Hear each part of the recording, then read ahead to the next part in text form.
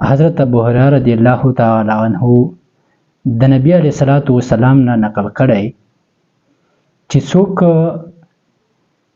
د قرآن یو آیات واوري نو هغه لپاره څه کېږي؟ 2 چنده نیکي لیکل کېږي. او څوک چې هغه په خپله باندې تلاوت کوي نو هغې دپاره څه شی؟ د قیامت په ورځ باندې نور دی. بیا ابن مسعود رضی الله تعالی عنه هغه فرمایي چې یو ورځ حضور صلی الله علیه وسلم منبر ته تشریف راوړو او دا یې ووی چې ما ته څوکه قرآن واوروه، قرآن یو آیات یا چې څومره وي ما ته څوکه هغه واوروه. نو ابن مسعود رضی الله تعالی عنه عرض وکړو ته چې حضور دا قرآن خو په تاسو باندې نازل شوی،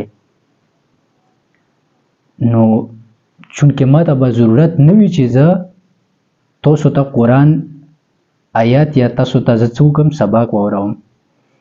نو نبی علیه الصلاۃ والسلام هغه ته وفرمیل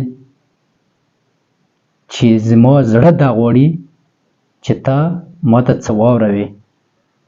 نو هغې نه پس چې کوم دی ابن مسعود رضی الله تعالی عنه هغه تلاوت شروع کړو، نو په دغه وخت باندې د نبی علیه الصلاۃ والسلام د سترګو مبارکو نه چې کوم دي اوښکې روانې شوې. لنډه اوږده ده چې مونږ زیات تر زره وخت چې کوم دی دا مونږ دنیا له ورکړی.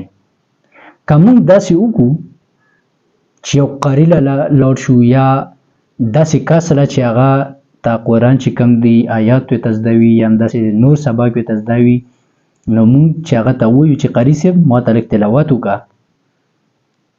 نو د هغې په اورېدو باندې چې کوم دی تا ته 2 چنده نیکي لیکلی کېږي.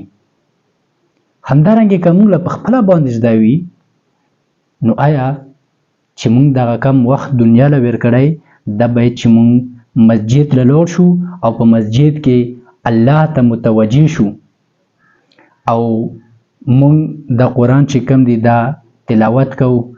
نو نبی علیه الصلاۃ والسلام څه فرمایلي چې هغې دپاره د قیامت په ورځ باندې نور وي.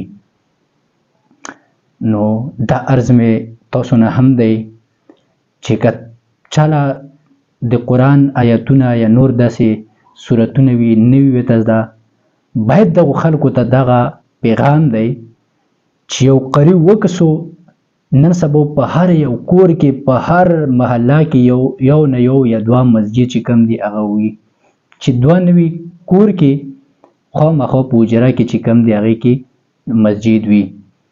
نو که چاله د قرآن نوي زده هغه باید قري صاحب ته لاړ شي ورته ووایي چې ما ته څه وکړه، ما ته یو آیات ویه یا ما ته 2 آیتونه یا یو صورت ویه، نو په هغې باندې چې کوم دی تاسو ته 2 چنده نیکي لیکلی کېږي.